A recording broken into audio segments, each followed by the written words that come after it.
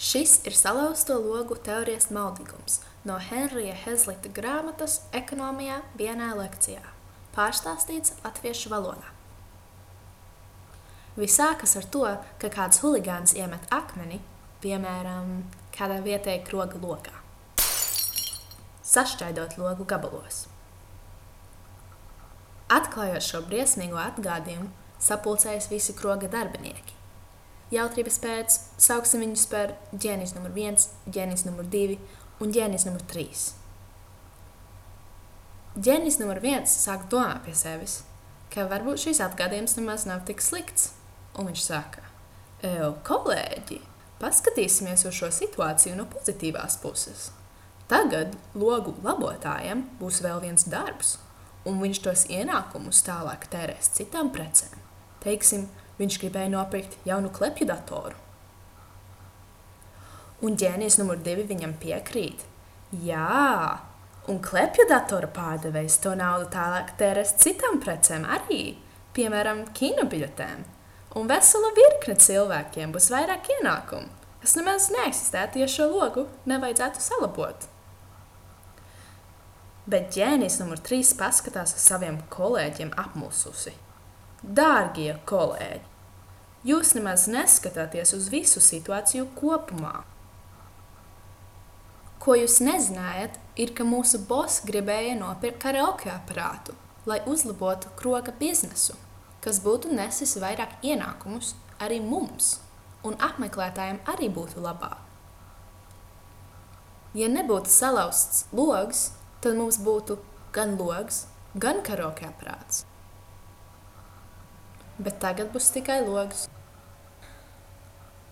Un vēl jūs nesaskatījāt to, ka karaoke aparāta pārdevēja būtu tos ienākumus tērējusi, piemēram, jaunas kleitas iegādēji, un drēbnieks tālāk izsērētu, piemēram, tenisa raketē, un tā tālāk. Redzat, šis te ir maldīgums, kam daudzi akli tic, bet jums ir jāprot saskatīt arī neredzamos darbus, kas bojājuma dēļ vairs neeksistēs, bet ir tikpat svarīgi, kā redzamie darbi. Ja salauzto logu teorijas maldīgums būtu paties, tad būtu bijis vēl labāk, ja huligāns salauztu visus logus un vēl sadedzinātu krogu līdz pelniem. Protams, jebkurš teiktu, ka tas ir pilnīgi absurdi, vai ne? Tas ir tāpat, ka cilvēks saka, ka karš stimulē ekonomiju.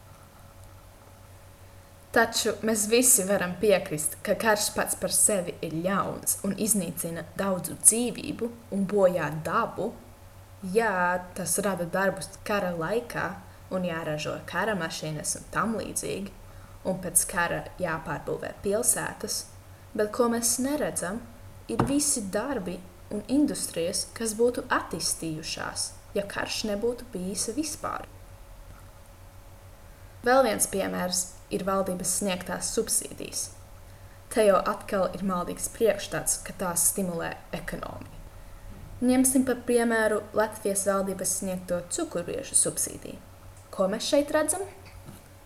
Jā, tas it kā nes labumus cukurbiešu audzētājiem, bet varbūt arī ne, to pastāstīšu citā video. Tas ir, ko mēs redzam, bet tāpat kā ar salauzto logu, mēs neredzam, kur tā nauda no nodokļu maksātājiem būtu bijusi iztērēta, ja viņi nebūtu spiesti maksāt subsīdiju cukurbiešu audzētājiem. Visi šie iedzīvotāji būtu iztērējuši to naudu savām vajadzībām un vēlmēm, stimulējot dabīgo ekonomiju. Katru reizi, kad valdība iejaucās brīvajā tirgū, ir salauzto logu teorijas maldīgums. Valdība tikai paņem nodokļus un pārkārto savām programmām. Programmas mēs redzam, bet mēs neredzam, kas būtu izveidojies brīvajā tirgū bez valdības iejaukšanās. Ja būtu maza valdība un tā neiejauktos brīvajā tirgū, tad brīvais tirgus varētu uzplaukt, kas būtu labāk visai valstī. Vari iečakoties šajā kanālā tuvākajā laikā, jo būs vēl interesanti video. Un, ja vēlies uzzināt visu par zelta standartu, tad spiedz šo linku.